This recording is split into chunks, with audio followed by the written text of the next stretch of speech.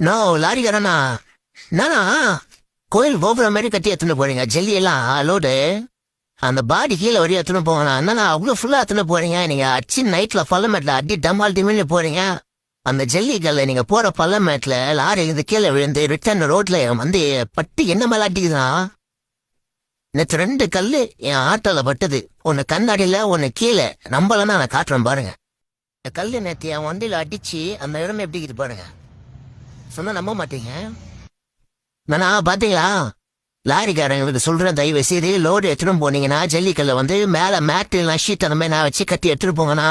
நீங்க நைட்ல போகும்போது அவ்வளவு வேகமா போறீங்க. கல்லு பள்ளமேட்டுல போகும்போது மேல இருந்து சரிஞ்சு கீழே ரிட்டன் எங்க மேலதான் அடிக்குது. நேற்று நல்லவேளை கண்ணாடி கிளாஸ் எதுவுமே ஆகல. அந்த லாரிக்கார அடி டமால் டிமின் அச்சுன்னு போய் நவுத்தின்னு போயிடுறாரு ஒரு பாட்டுன்னு வேகமா.